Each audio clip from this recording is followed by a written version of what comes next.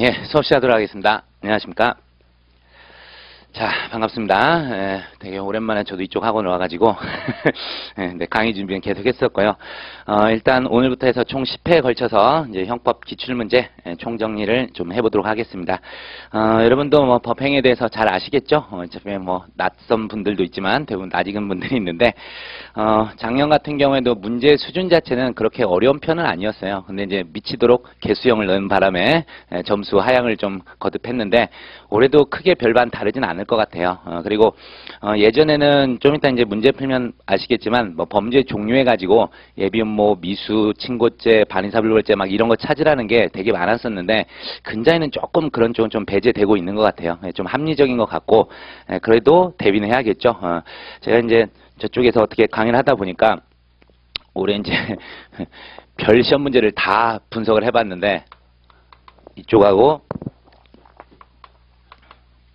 그래도 맨 앞에 써야지. 법행, 법무사, 그 다음에 법원 승진. 이게 이제 5급 사무관 승진 얘기하는 거예요. 그 다음에 이제 법원 9급. 이렇게 1년에 법원에서 시행하는 게 이렇게 돼 있어요. 그런데 이제 2년마다 팀이 구성이 된대요. 팀이 구성이 돼서 한 2년 동안은 패턴이 거의 같아요. 거의 같고 되게 웃긴 게 이제 법무사 쪽은 사실 2차라서 별 의미는 없는데 나중에 이제 2차 볼 때는 필요가 하겠지만 이쪽 했었을 때 판례가 거듭돼요. 거듭되는 것도 많고 맨 앞에서 시험 보는 게 어디 쪽입니까? 이쪽이 맨 앞에요. 그 다음이고 그 다음이에요. 우리는 더 유리하죠. 이렇게 했던 거에서 이제 또 뽑아가지고 비슷한 게 나온단 말이에요. 그런 것들 때문에 자료 같은 건 제가 이제 다 분석을 했고요. 그래서 이제 도중에 제가 또 이제 나중에 3개년 판례정이 있고 그러잖아요. 그런 거 했었을 때 특히 막 올해 나왔던 것들 여러분 나옵니다. 뭐 이런 식으로 얘기를 좀 해드릴 테니까 안 나오면 말고 그래도 나올 가능성이 높은 것들 이런 것들 좀 정리를 할 거고요. 그리고 좀 트렌드가 확실히 있더라고요. 그나마 어쨌든 작년 올해가 같은 팀이에요. 작년 올해가 같은 팀입니다. 그래서 이런 걸 마이크를 끄고 했어야 되는데 얘기하는 바람에 얘기하는데 그래서 작년이랑 패턴이 좀 비슷하지 않을까 싶어요. 죽어났다는 얘기잖아. 우리 또 숫자 개수형으로 엄청 나올 가능성이 높다는 거예요. 근데 작년에 그렇게 욕을 많이 들어먹었기 때문에 그렇게까지 많이 되지 않지 않을까 이런 생각이 듭니다. 또 알고 보니까 제 친구가 예전에 법행부터 가지고 담당을 또 하고 있더라고. 그래서 몰래 한번 전화를 해서 물어보고 싶은 마음도 있던데 그건 또 공무원 비밀 누설이죠. 근데 누구만 처벌돼요? 비밀 누설하면? 누설 한 놈만 처벌되죠? 비례적 공범의 대항범이라서. 그걸 한번 의도해보고 싶은 그런 생각이 있는데, 그리고 근자에 와서는 조금씩 문제 수준들이, 그러니까 좀 뭐라 그럴까, 아까 얘기했던 뭐 범죄 종류 이런 거 막 외우는 거 있잖아요. 그런 것들 좀 지향하는 이유가 법행 출신자들이 한 명씩 들어간대요. 법행 출신자들이 한 명 들어가가지고 조금 너무하다 싶은 거, 지들이 공부할 때 힘들었었을 거 아니에요. 그런 거를 좀 이제 지향하는 그런 의미가 있는 것 같아요. 그런 것도 있고, 대신에 2차 문제는 작년에 그 국민참여재판 그건 좀 너무했고 형사소송법에서요. 형법 같은 경우에는 사례가 점점 좀 좋아지고 있어요. 조금 뭐랄까 좀 업그레이드 되고 있다 이런 느낌이 드는데 그게 누구 때문에 이 친구들 때문에 그럴 가능성이 높아요. 그래서 어쨌든 제가 우연치 않게 근자에 이쪽을 얘는 신경 안 써서 사실 검찰 강의예요. 노량진에서 이쪽도 그래도 문제는 다 분석했지만 어쨌든 그 패턴들 해가지고 좀 말씀드리고 그럴 테니까 좀 주의해서 제가 수업 도중에 여러분 이거는 특히 중요합니다 이런 얘기를 하게 되면 여러분 좀 더 관심을 가지시고 잘 암기를 해두시기 바라겠습니다. 그리고 문제집을 이렇게 보시다 보면은 이제 법행만 있는 게 아니라 가끔 뭐가 하나씩 끼어 있는 게 있어요. 근데 그게 풀어볼 가치가 있었느냐 했더니 별 가치가 없더라고요. 그래서 그런 것들은 그냥 제낄 거고 만약에 이제 좋은 문제가 있다면 좀 말씀드릴 겁니다. 그런 식으로 갈 거고요. 여기가 이제 최신 판례가 법행의 특징이 최신 판례도 상당히 많이 나와요. 그래서 특별히 이제 우리가 시험 보기 전에 3개년 판례 특강 이제 준비하도록 했는데요. 거기서 뭐 책 사고 그럴 필요 없어요. 제 자료로 해서 프린트해서 드릴 테니까 해서 아마 제본으로 나갈 거예요. 실비 부담하세요. 학원에다가 그냥 다 프린트로 했더니 5대5 알아서 제본 그렇게 했던 거니까 이해들 하시기 바라겠고 그렇게 두껍지는 않을 겁니다. 어쨌든 나올 만한 거 위주로 할 테니까요. 그리고 우리 이제 법행의 가장 큰 특징이 지문이 상당히 길어요. 상당히 길기 때문에 여러분들이 이제 판례 정리를 할 때 요령이 뭐냐면 대신에 내용에서도 살짝씩 장난치는 게 있어서 걱정이 되는데 일단 어떤 문구가 딱 나오면 아, 그 판례 이걸 떠올리셔야 돼요. 안 그러면 시간 내에 하기 자체가 대단히 힘들어요. 그래서 형법 같은 경우에는 무조건 딱 보고 이 판례 그거 결론이 먼저 떠올라야 돼요. 결론 떠오르고 끝에를 보세요. 그리고 맞으면 일단 넘어가세요.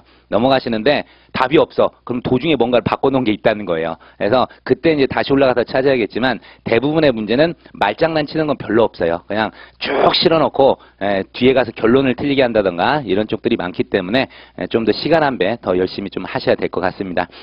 사시 같은 경우에는 제가 예전에 봤었던 2007년에 드디어 이제 팔찌선다로 바뀌었던 그때부터 속독 싸움이 시작됐는데 그때는 시간이 부족한 사람들이 많았어요. 많았었는데 요새 와서는 또 짧아서 사시가 항상 시험 시작할 때 페이지 수를 보고 하거든요. 여러분도 그거 하세요. 괜히 막 기다렸다 시작하면 쫙 찍고 막 크크 하고 하는데 페이지 수부터 보세요. 그래서 아 이게 길구나 짧구나 그럼 작년 건 비교를 해야겠지. 그래서 페이지 수가 어느 정도 됐나부터 파악한 다음에 오늘 시간 부족하겠다 그런 생각 들면 좀 더 속도를 내고 딱 봤을 때 한 페이지 줄었네 이럴 땐 좀 천천히 줄은 만큼 뭔가 함정이 있겠지 이런 마음으로 좀 차분히 푸셔야 될 것 같아요. 그러니까 어쨌든 여러분들 법원행시 아시겠지만 이게 죽음의 레이스니까 잘 좀 해보시고요.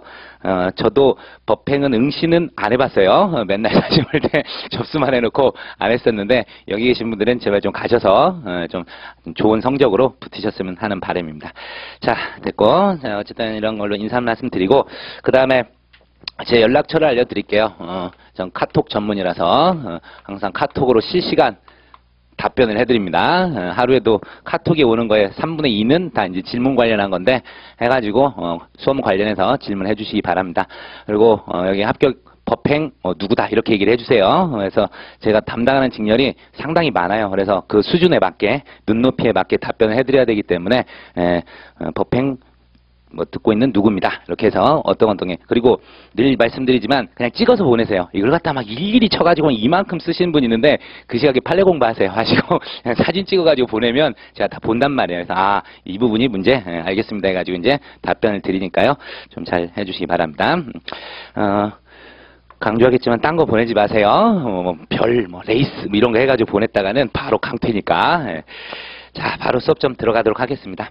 수업 좀 들어가고 강의 기획서는 한번 읽어보세요. 그래서 자, 바로 이제 형법 이론, 일반 이론 나오게 되는데 원래는 우리가 이제 형법책에서 맨 앞에 형법의 의, 어쩌고저쩌고 형법의 규제적 기능, 무슨 기능 나오고 그러잖아요. 그런 거 안 나와요. 그런 거 안 나오니까 가볍게 넘기시고 이제 죄형법정주의부터 좀 보도록 합니다. 죄형법정주의.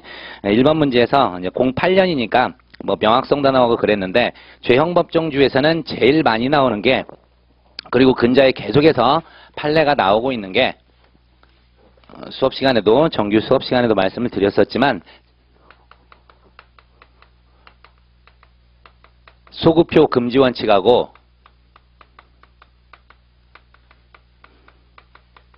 유추해석 금지 이 두 개가 제일 많이 나오고 있습니다. 그리고 근자에도 최신 판례들은 다 이쪽에 관하해 가지고 나오는 거고 특히 이제 이쪽은 형식적인 보완 처분 있죠. 형식적인 보완 처분 이게 실질적 의미에서 형벌인지 아닌지 그거 관련해 가지고 계속 나오고 있습니다.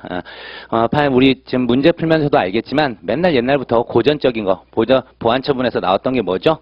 맨 처음 이제 사회보호법은 이제 안 나오니까 뺄게요. 집행유예 시에 보호관찰, 가정폭력특별법상의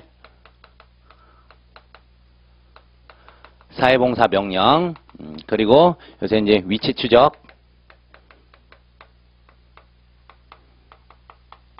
전자감시제도, 그리고 신상정보 공개, 명령 이런 것들이 나오는데 우리 대법원 이게 실질 보완 처분이라고 봤죠? 실질이 보완 처분이다. 그러다 보니까 얘에 대해서는 동원칙이 수급표 금지 원칙 적용되지 않는다 그랬어요. 소급표 금지 원칙이 뭐라 그랬었죠? 형벌 불수급 원칙이에요. 형벌 불수급 원칙. 그러다 보니까 소급표 금지 원칙은 어디에만 적용된다? 형벌과 관련된 거예요. 범죄 성립과 처벌에 관련된 것만 들어가지 형벌이 아닌 보완처분은 적용하지 않아요. 적용하지 않고 또 소송법 규정, 그게 범죄 성립과 처벌에 관한 겁니까? 아니죠. 그렇기 때문에 소송법 규정도 적용되지 않습니다. 그리고 하나 더 덧붙여서 얘기하면 판례 변경. 당연히 아니에요. 판례 변경은 법률에 대한 해석론의 변경에 불과하기 때문에 아니라는 거, 그런 것 좀 알아두십시오. 말을 좀 빨리 했나? 안 되는 거. 절차법, 즉 소송법 규정. 소송법 규정은 적용하지 않는다. 그리고 판례 변경도 적용하지 않는다. 비가 많이 와서 그런가 물이 많이 먹었네요. 적용되지 않는다. 그리고 보완처분도 적용되지 않는다. 이런 걸 생각하세요. 근데 요 놈이 이제 시험에서 예전에 제일 많이 나왔던 애였죠. 왜냐하면 집행유예 시에 우리가 보호관찰, 사회봉사, 수강명령 셋 다 동시에 부과 가능하죠. 그랬었을 때 집행유예 시에 보호관찰이 소급표 금전칙 적용 안 되니까 사회봉사 명령도 적용되지 않을까, 적용 안 되지 않을까 이런 얘기를 하게 되는데 의외로 얘에 대해서는 실질이 형벌이라고 그랬어요. 신체 자유를 제한하는 형벌이다. 그래서 소급표 금전칙을 적용해버렸습니다. 적용했어요. 나머지 두 개는 일단 보완처분이다. 그래서 소급표 금전칙이 적용되지 않는다. 이렇게 좀 기억해 두십시오. 물론 이제 요놈 관련해가지고 재작년 판례, 작년 판례 막 희한한 거 한 3개가 나왔어요. 3개가 나왔는데 그거는 시험 문제 내기가 좀 만만치가 않아. 왜냐하면 부칙에 대한 해석론이에요. 부칙에 대한 해석론. 그리고 다른 제도와의 어떤 비교, 해석론 이런 게 막 잔뜩 쓰여 있기 때문에 그 자체를 내기가 좀 뭐합니다. 그리고 만약에 그 최신 판례가 나오게 되면요. 여러분 읽어보세요. 읽어봐서 부칙이 그러하다. 적용하랬다. 적용하면 되겠네. 부칙이 적용하지 말랬다. 적용 안 해야겠네. 그렇게 가는 겁니다. 그래서 절대 어렵게 생각하지 마시고 일단은 원칙대로 좀 기억을 해두세요. 이게 원칙입니다. 자, 그리고 뭐 유최석 금지원칙 나오는데 유최석 금지원칙도 불리한 경우는 안 되죠. 불리한 경우는 당연히 금지됩니다. 유최석 금지가 된다. 금지된다 하니까 좀 이상하네. 유최석 금지원칙, 유최석 금지원칙 적용된다. 통일해서 써드릴게요.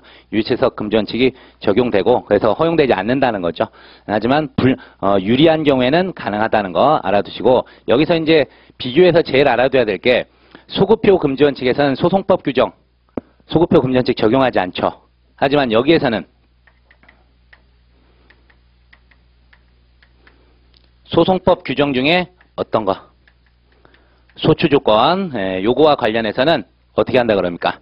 유추해석 금지원칙이 유추해석 금지원칙이 적용된다 그랬습니다. 이쪽 부분은 적용이 되니까 주의하세요. 소송법 규정 중에서 소추조건과 관련된 것은 유추해석 금지원칙이 적용됩니다. 얘랑 비교하세요. 얘는 뭐 소추조건이건 나발이건 소송법 규정은 모조리 적용하지 않아요. 형벌 불소급 원칙은. 하지만 유추해석 금지원칙이 오게 되면 소추조건에 대해서는 적용하게 된다. 요거까지만 일단 정리를 하겠습니다. 이제 문제 보면서 판례 좀 말씀드리겠습니다. 봅시다. 1번 바로 나오죠.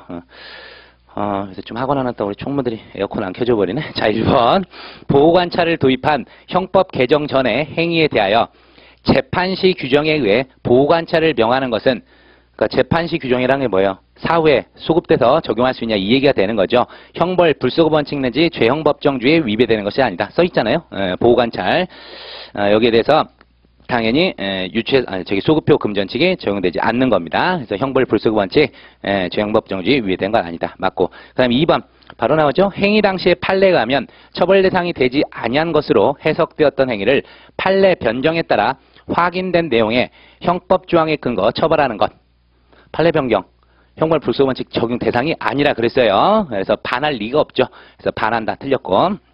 반하는 건 그 잘생기고 예쁜 사람한테나 반하시고 틀렸고. 그 다음에 3번 이 분위기를. 자, 3번 243조 음화 반포 등에서 규정하는 음란한 문서, 도화, 필름, 기타 물건은 명확성 원칙에 반하는 것이라 할 수 없다 돼 있는데, 그렇죠. 우리가 음란성은 뭡니까? 여전히 음란한 물건 처벌합니다. 음란한 행위라던가 다 처벌하잖아요. 그렇기 때문에 유추해석, 명확성 원칙 이런 게 반하는 게 아니라 그랬습니다. 대신에 이제 비교해야 될 게 뭐죠? 잔인성입니다. 잔인성, 잔인성, 그렇죠? 범죄 충동을 일으킬 수 있는 만화 이런 것 등은 명확성 원칙에 반한다. 이런 것 좀 비교하세요. 그리고 계속해서 보시면 4번 형법상 뇌물죄 적용. 참, 이 판례가 뭐라고 되게 자주 나오게 되는데 옛날 옛적 잊을만 하면 한 번씩 나옵니다. 뇌물죄 적용에 있어서 지방공사와 지방공단의 임원 및 직원을 공무원으로 본다고 규정한 지방공기업법 죄형법정주에 위배되느냐? 아니죠. 그래서 특가법 같은 경우 또는 특경법 같은 경우에 이런